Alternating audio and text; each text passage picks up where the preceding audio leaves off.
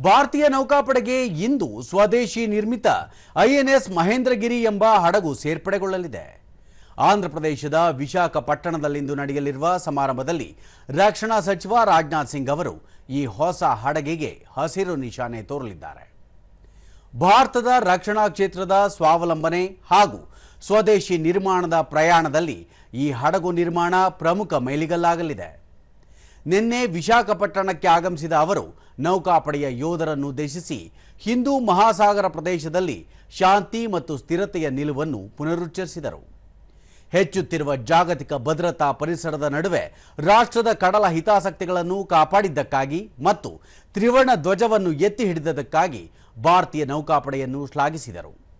ಹಿಂದೂ ಮಹಾಸಾಗರ ಪ್ರದೇಶದಲ್ಲಿ ಭಾರತವನ್ನು ಅತಿ ದೊಡ್ಡ ಹಾಗೂ ಅತ್ಯಂತ ಜವಾಬ್ದಾರಿಯುತ ಪಾಲುದಾರ ಎಂದು ಬಣ್ಣಿಸಿದ ರಕ್ಷಣಾ ಸಚಿವರು, ಶಾಂತಿ, ಸ್ಥಿರತೆ ಮತ್ತು ಸುರಕ್ಷಿತ ಕಡಲ ಪರಿಸರವನ್ನು ಖಚಿತಪಡಿಸಿಕೊಳ್ಳುವುದು ಭಾರತದ ಜವಾಬ್ದಾರಿಯಾಗಿ ಉಳಿದಿದೆ ಎಂದು ಹೇಳಿದರು.